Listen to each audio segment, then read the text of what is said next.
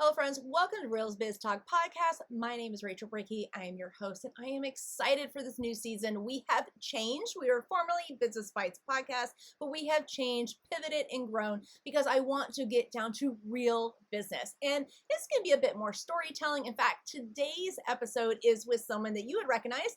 She is best known as playing Leonardo DiCaprio's sister in Quentin Tarantino's Django Unchained. Laura Cayouette, I'm so thrilled to have her. She's acted in over 60 movies, TVs, including Now You See Me, True Detective, and Friends. She's currently recurring on Oprah Winfrey and Ava DuVernay's Queen Sugar. She is the author of 8 books, which is what I really am bringing her on here to talk about. Not just her writing of her books, but her story of acting, how she got into that. There's a good plot twist there, but also the transition, how she was able to pivot from what she had learned in the circumstances she was in life and growing it into her entrepreneurial pursuits now, where she teaches others for writing and storytelling. I think you guys are going to really enjoy this episode. In fact, it ends on a really great note. So stick to the end and welcome back to Real Biz Talk.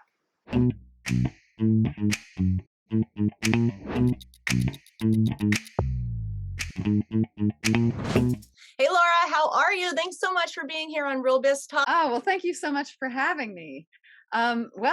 Actually, today I'm having a more mellow day. So mellow, coming on here to talk about business. I love it. I much enjoy it.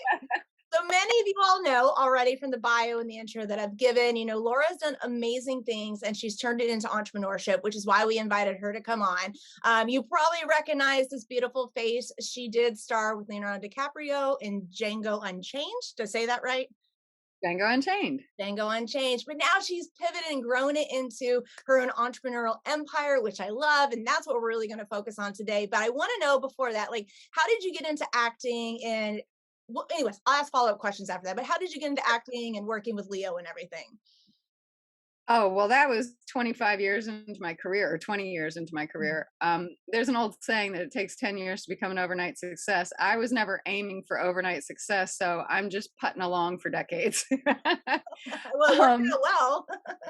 Oh, yeah. No, it's gone. Look, less than 1% of the people in my union make enough money to live.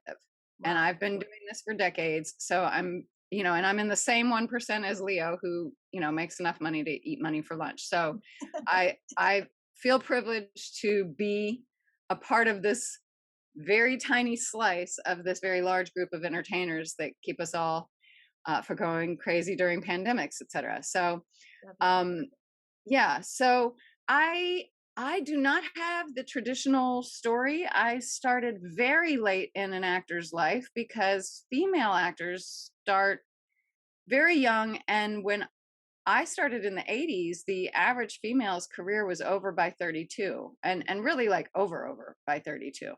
So, by 28, you're starting to see the light at the end of the tunnel as a train.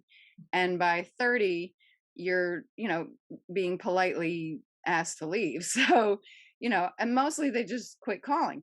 And I didn't do my first movie until I was 31. I love it.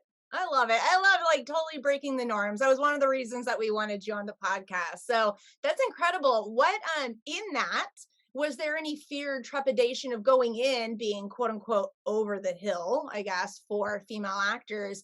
What did that feel like going into that? And how did that carry over into entrepreneurship? Well, I'm an extremely practical person. I need to understand things. I'm a step-by-stepper. I like things to make sense.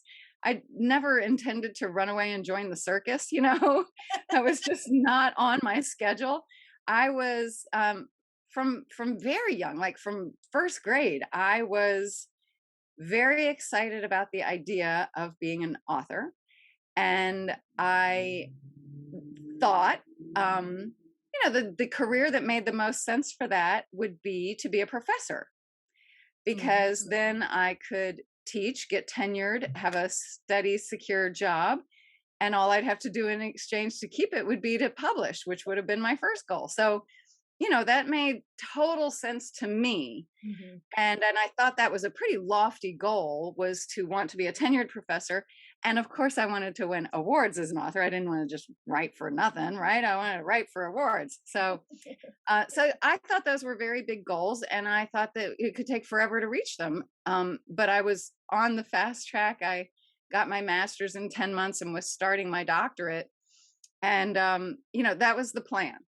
And so that's always been my fallback job, which most people's fallback job is waiting on tables. And I had this other, my fallback job was the career I didn't choose, the career I didn't go down the path of. So that's a different way of starting it. So I was a little less afraid of failure, because how far was I going to fall? Yeah. Fall No, from I love that. People, if any of y'all have been watching or following me for any amount of time, I've always been the type of not fitting into the box. My story is very kind of similar to what you mentioned. You have this picture of like you go to college, you get a career job, and you work in an office, then you retire and you die, right? And I never was that type of personality either. So I love hearing how you're like, well, acting wasn't like my primary. I was thinking about being a professor. It wasn't All of a my sudden I'm secondary. on stage. It wasn't even my tertiary. I had nothing. I had done one musical in high school with a city theater company. I did Godspell. And yes, I auditioned and got a lead right away, but that was it. I was the lead, one of the leads in Godspell, which is an ensemble, as a 17-year-old in a city theater group. And that was it. That was the whole. I had modeled a lot because I'm tall, and people always ask me, how do I get my kid into modeling? I'm like, look, if your kid's supposed to be a model, they'll find them, okay? Because you're tall, you stand out in a crowd. Yeah. So I was, that happened to me, is that I figured out very young that for women, and again, we're talking about the 80s, but this is actually sadly not changed, that I figured out in the 80s that the only two jobs where women make more money than men, modeling and porn/sex work. So I don't have any idea if I'm any good at porn/sex work, so I didn't try that. I saw modeling as a way to pay for college. And it was a really good way to pay for college, because you work for like an hour and get $100, or you work for an hour and you get, it was a good rate of exchange, especially in the 80s.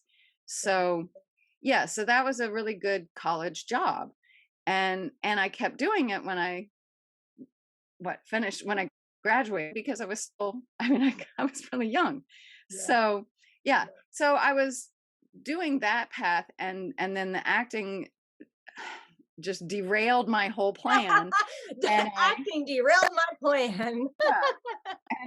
And so I started studying acting. I am one of those people that I have to study. I have to prepare. I can't just jump into something.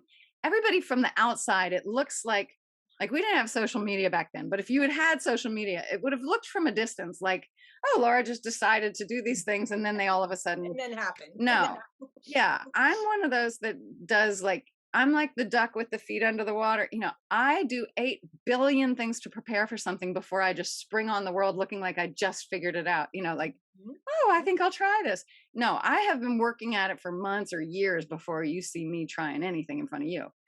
But I think that's a personality trait that has translated really well into the course and the ebooks and all the other resources that you have online now. You were able to do that preparatory. So how did you transition from acting into what we're going to talk about, like your entrepreneurial pursuits now?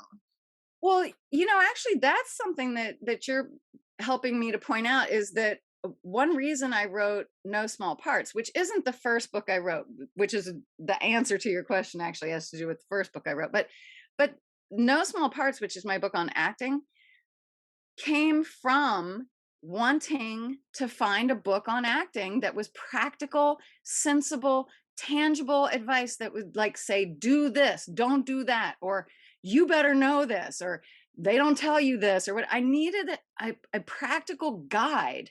That's my subtitle, Actor's Guide to Turning Minutes into Moments and Moments into a Career. Because with foreword by Richard Dreyfuss and endorsements from Kevin Costner, Lou Diamond Phillips, and many more.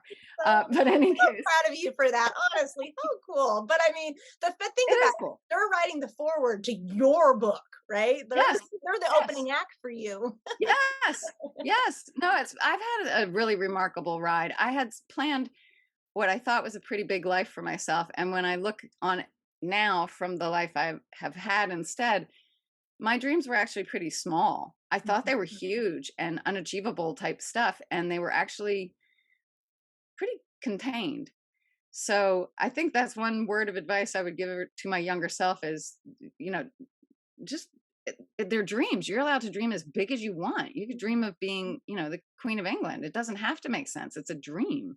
So let's talk about that for a second. I mean, what does your support system look like? Because I think that sometimes, people will watch this podcast and they're like, oh, look how successful Rachel is. Laura's done all this stuff. And that is so out of touch for me. Like, I'm confined here. I don't have people in my corner being cheerleaders. I just can't dream the big way that Laura is saying. Like, what did that look like for you support wise? Well, um, I I guess I was enough surrounded by creative people that I didn't I would I lived in DC at the time. I was like 50-50. There was a lot of people who were like, "Are you out of your mind?" And then there's a lot of people who were like, "No, that makes total sense for you." Right. So, at the end of the day, I was just changing the kind of storyteller I am. I thought I would be a storyteller through literature, and it turns out that I'm a storyteller who can choose whether I use film, television, Mhm. acting, writing, directing, screenplays. I now just see that storytelling is my bag. That's the thing that's driving me forward is the storytelling. And to go back to your previous question, the when I was working on Django Unchained, I had the same downtime as a lot of the people playing house slaves, who were a lot of them local actors here in New Orleans. And they kept asking me a million questions, and they were so easy for me to answer. Actually, they would talk in front of me to each other and not know things that I was like, well, I know that, so I'll just tell them. And then eventually they started asking me things.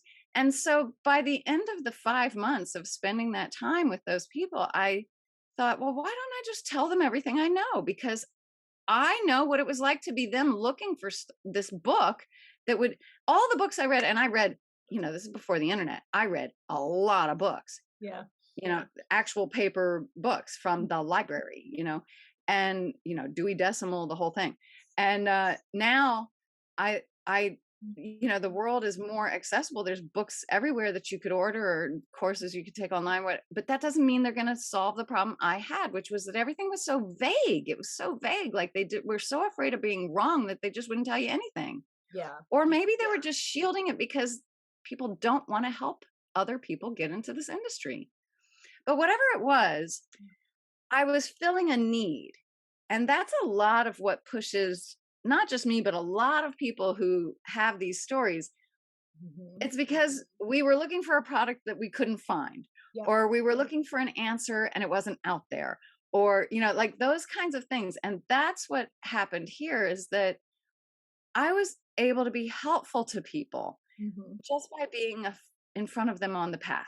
And I love that because my story, that's kind of how I got into doing what I'm doing is I did have the internet when I started my businesses, but there wasn't a lot of this free information the way there wasn't even a lot of paid information. Like you had to schlep down Right. the local conference center, sit in a 3-day conference. Like that was your only option. And so that's why I started, blogging and then podcasting and things like that. So I just find it interesting that I feel like we took two like parallel paths. Mine doesn't really include Leonardo DiCaprio kissing you. well, he did because I have him on rerun watching like Wolf of Wall Street and things like that. But same, right? Same. But no, I just find it interesting because our story is very similar to a lot of people that are going to be watching and listening. The biggest takeaway so far I've heard is like obviously, we always hear the cliche, "It's never too late." Well, you're proof of that. Oh yeah. Right? You're 100%. Breaking down barriers and in the acting world, and then also getting into entrepreneurship at this age, which I think one great thing about having social media is that we are getting connected and being able to Right. see that it's not too late.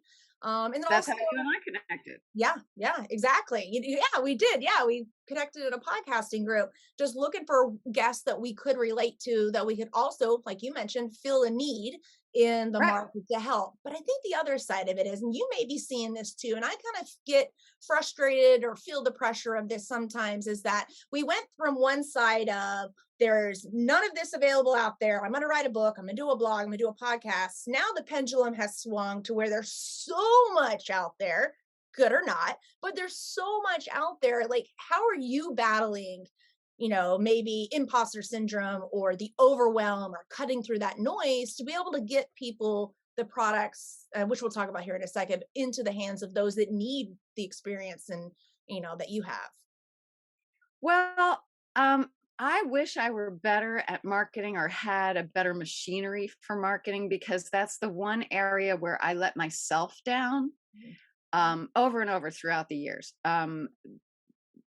Starting, I'm not even going to say starting with what. It's just always been a thing of like, I love producing the work, I love creating the work, and I wish that I didn't have to spend as much energy marketing the work. and and that's kind of I don't know if I'm just tired or what. I did sales for like 10 or 15 years, and so it's not that I don't understand sales or even have a passion for it. I am a salesperson. I like that exchange of, let me tell you about this thing that can help you.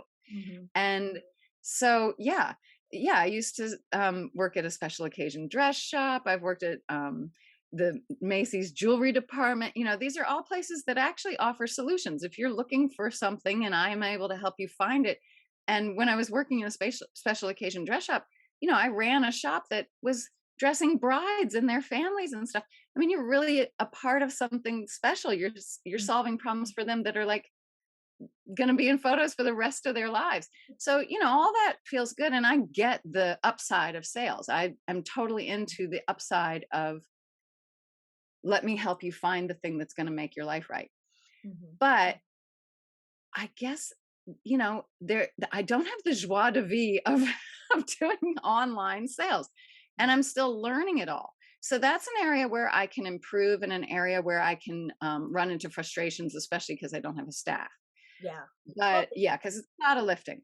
Well, I thank you like so much for talking about that. Even pre-roll, we talked about, is anything off limits? And I always, the whole premise of the podcast, Real Biz Talk, is to talk about the real things, right? It's Right. easy for people to get on podcasts, give their sound bites, never talk about like the things that are frustrating them. I talk a lot in episodes how leadership and management is not my strong suit, right? I'm very much like you, like I get an idea, I dive in and I work, so quick. And sometimes others are not, they don't learn or they don't implement in such a way. So that's my weakness. But anyway, so I thank you for coming on and, sharing that portion, because I think especially if it's just you doing everything, and the majority of Oh those that yeah. watch and listen to this are in their first few years, or they're in a life circumstance where they can't financially or just mentally have the capacity to manage or run, other people. So they're doing it all on their own. And it can be really frustrating. So I guess I would ask you, since you mentioned you don't have a team, how do you approach every single day? I mean, I know it varies, but is there like a Oh set Lord. intention? Oh gosh, do I uncork something here? Well, for one thing, every day is different for me, and some people don't like that. Some people, that's not a lifestyle they would pursue. Not me. Uh, I'm used to it. I'm used to having a life where everything's different every day, where I don't know whether I can make plans for next week that'll stick and all, like I'm fine with that. I'm used to that. Um, my days roll out differently every day, but I can tell you the things that I try to prioritize, the Yeah. things that I try to include in every day. Um, I try to move the ball forward on at least two of my career ventures, or my areas of interest, or the areas of Mhm. where I make money or whatever, every day. So I try and touch at least two things I'm working on every day. Usually one will be something on a deadline, and the other will be something that I'm Sisyphus with the rolling of the rock up the hill. Yep. And so like right now I'm working on a documentary, but that I do have a team with that, and I have a lot of people I need to rely on about fundraising and all these other things.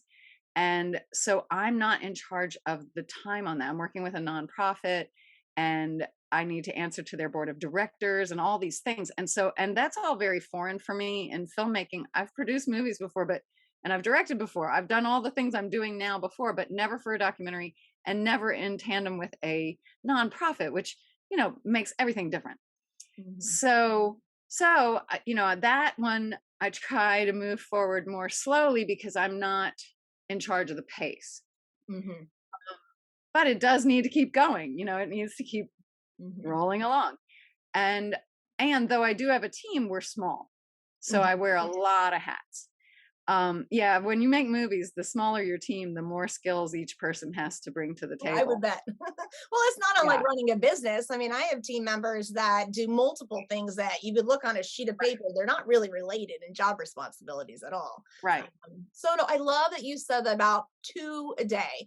I always try to say do one for self, one for business, one for family or community. Well, And that's the talking other about thing I was going to say is self-care. yeah. That's something that I put on my list every day. And it's usually something like going for a walk. Hmm. I try to go for a walk, like an hour and a half walk, at least 3 times a week, but I try and go more. Um, I do a little weightlifting in my house. I do a little Pilates in my house. I do a little of this, that, and the other. I do deep stretching. I do, all these things that are about self-care of the physical self. And because especially when you have these sedentary jobs where we're spending a lot of time in front of a computer, you have to move your body. Hmm. So, and I'm in that use it or lose it age where, like if I sit too long, then that's just going to be my permanent position.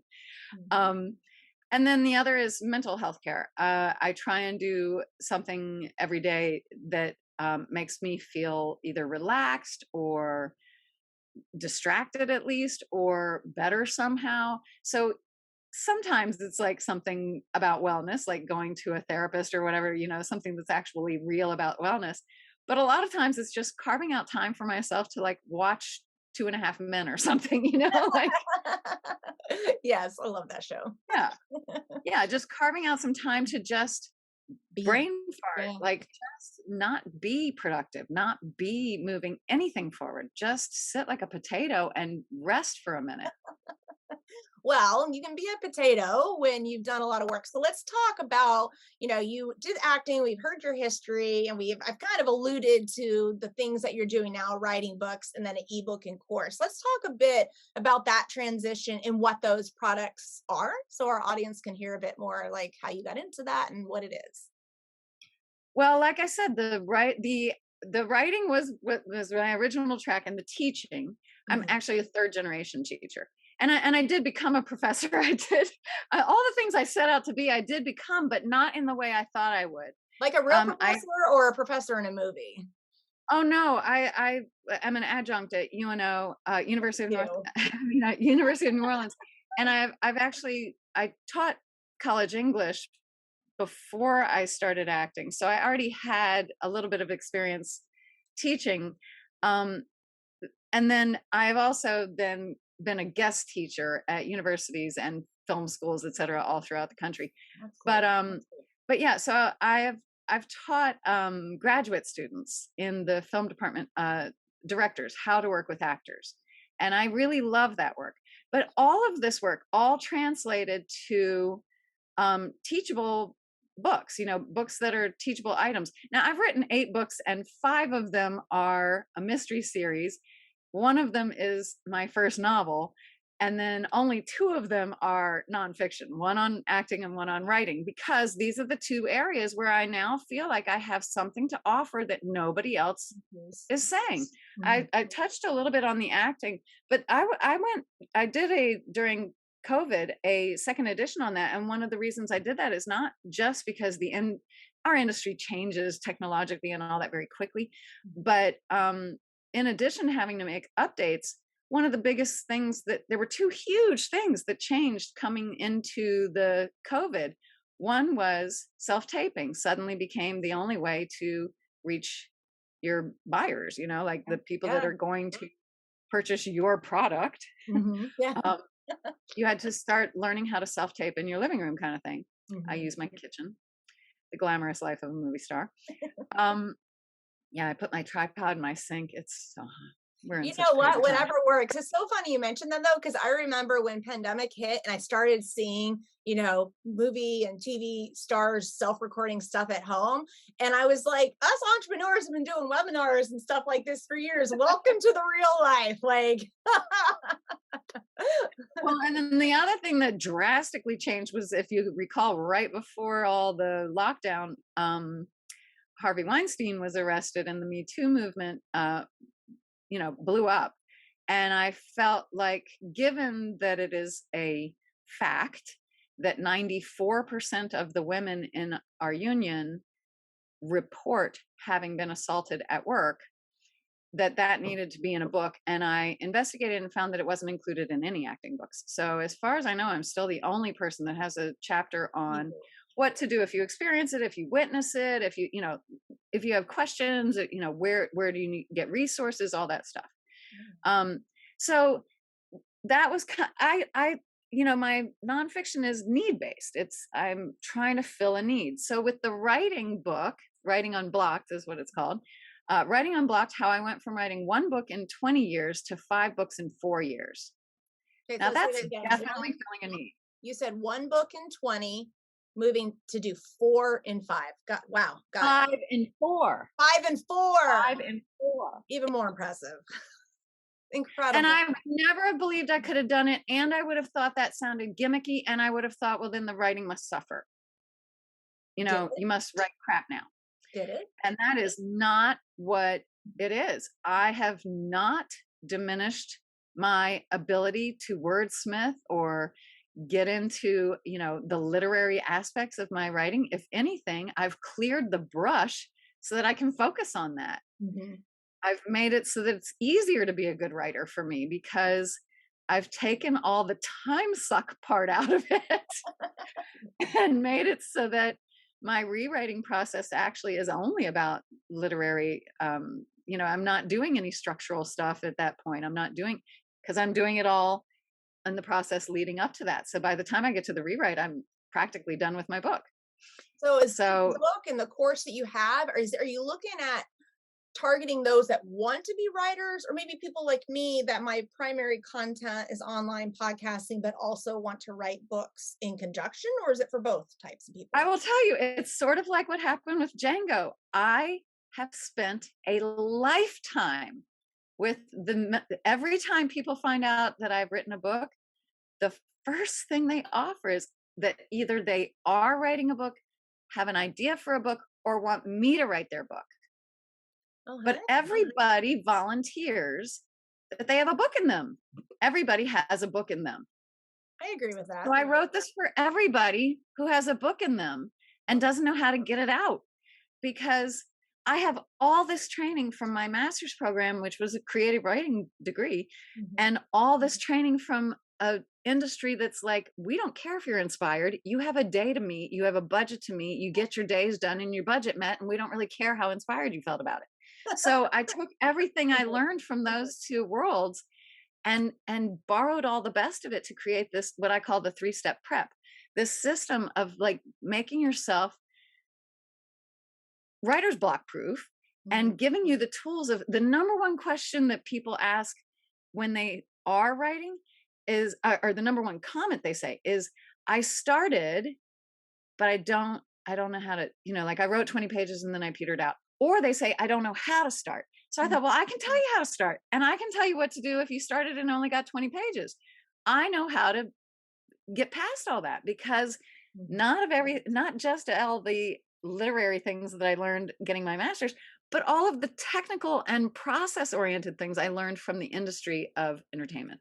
You know what I love about that is, and this is something I've been talking on social lately, and I'm very unfiltered, right? Real biz talk in your face. Like I've been calling out like all these business coaches and resources that basically they'll take a class and they'll turn around, regurgitate, and sell it as their own product, which if you've learned from it, great. But for the most part, we're seeing an overwhelming, I'm getting like my blood pressure's even rising as I'm talking right now, but we're seeing like this onslaught of business coaches and educators teach you how to write a book, teach you how to do this, but they're not marrying the two things that you just talked about. But okay, I'm speaking generally. Because I'm very practical. This has been everything that I do is the show business. I love the entertainment or the storytelling aspect. I love the part where we're creating, etc. But I get it that it's a business, like it's a real business. And just because the product is me and how well I'm able to entertain you or edify you doesn't mean that it's not a business. Yep. Yeah, and I think people get confused about that. It's one of the things that is the reason that 99% of the people in my union don't do very well is because they don't. I think you should study. You know, people want to get degrees in acting. That's great, but why don't you minor in business? Yeah. Or major in business and minor in acting? I see that a lot with creatives. You know, I work with a lot of our listeners are creatives, photographers, graphic designers. And so they'll go to school for those things, which is great. But then and I've said this before on the podcast, I have my MBA. And when I went all through business school, I was spinning up my own businesses, but none of it really made sense until I was out in the real world doing it. And now I look back, I'm like, okay, maybe that degree wasn't so worthless. You know, it set me up for the foundation, but what was missing? Exactly what you were talking about, like the actual real hands-on application. So I love that. I enjoy that so much. And that's one of the reasons I wanted you to come on here again as a good resource, you know, for those that are listening. And I agree with you. You know, I think everyone has a story. I think everyone has a book or some sort of resource in it. Like I'm even thinking of looking at your product. Maybe I'm not going to write another book right now, but and maybe you could answer this. Well, I guess you could answer this. Could I relay the stuff I learned in your book or your course for me to use in my podcasting or social media storytelling? That's so great. Not only could you use it for your podcasting, I've used it for everything from adapting one type of story to another type of story, like, you know, a script to a book to a script, yada, yada, all that stuff. Page one rewrites or, you know, all of somebody else's material, all these other things that I've done with it. But I actually one time used it for a decision-making process in my life. I had a big decision to make and I was like, let me see if this works for decision making. And so I tried it for decision making and found that it was helpful in that way as well. So I I I I developed this process to help me with one particular problem that, you know, I can't afford to write only one book in every 20 years. You know, like that's just not going to work for me. Yeah. I'm not going to be able to write a mystery series if of 5 books if it takes, I mean, do the math. You know, like, so for me, I was solving this math problem I had. But I think lots of things that are invented are about problem solving. And, you know, for me, the problem that I was solving wasn't just how do I change my scheduling on writing a novel. It was how do I make the idea of some big, unwieldy, scary thing into something I can handle. Yeah. Yeah. So that I don't get blocked, I don't get scared, I don't feel failure chasing me at every step. I don't feel, you know, I don't have any of those emotional battles going on that slow you down, hold you up, or stop you entirely. And so I am eliminated. It'd be like if you went ahead of yourself on a journey and made sure all the potholes were covered. You know, like I have covered all the potholes before I get in the car. I love that. Yeah. So it's mostly, look, a lot of the things that I create are about making stuff less scary. So it's mostly that. It's about taking this big, unwieldy, scary thing of like a book, a huge, and with the mystery series, a whole series of books, and turning it into something you can look at and go, oh, I see the problem, or oh, this is where it's not working, or, you know, so that you actually, what I call it is the God's eye view. I try and create a world where I have the God's eye view, because God sees what happened before and what's going to happen after. and we only just see what's happening in the middle.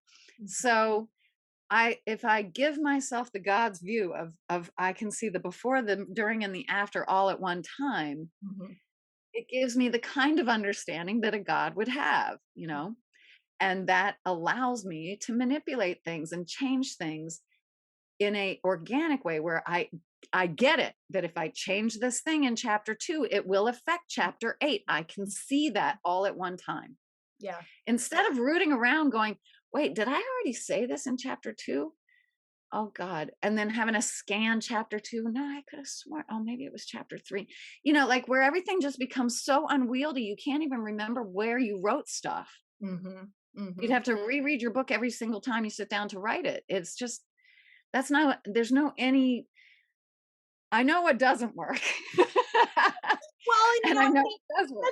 that's sometimes a good place to start, and a question that a lot of entrepreneurs don't ask. We're asking the question of what works and not what doesn't work. And I feel like, let's say I've done this with my own therapist, right? The exercise of tell me your negative emotions today and tell me the positive emotions. It's easier for you to come up with the negative things than the positive, but I feel like it's inverse for us when we're entrepreneurs. We don't want to think about the things that don't work. I much enjoy looking at those because I have finite time, just like everyone else. I have, very strict schedule. So when I sit down to do something, I need to know the things to not engage on and get distracted by. So I love that structure. That's kind of one of the things that I teach in Real Biz Accelerator too, is we start very targeted. We find the need, like you talked about here, make it very process oriented. We want to look at it as a whole, business, life, and everything, and how the pieces fit.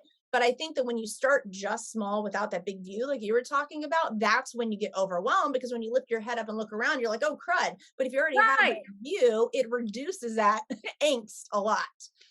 Well, also, you don't spend as much time rearranging deck chairs on the Titanic. Why would you wordsmith and perfect a paragraph that you might end up cutting? Yeah. Yeah. Why do that? Don't do that. Don't do that. Don't perfect and wordsmith. Or if you're doing it, do it like Sudoku, like a way to exercise your brain and get your tools sharp. But don't think you're actually writing a book. That's not how you write a book, is to wordsmith one paragraph for 2 years. That is not going to write a book.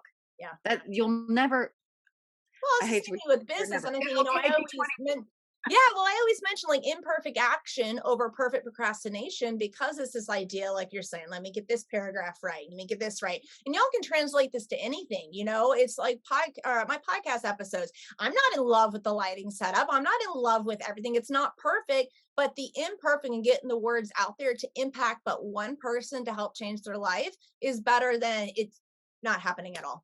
We're also not very good judges of imperfect and perfect. I will tell you that as an actor, we get a lot of feedback about our work. Some people don't get, their work isn't seen by the planet. My job, people actually see it and then report back to me whether I did it well. And so, and it could be people in, Somalia. I mean, anybody is allowed to comment on whether I did a good job.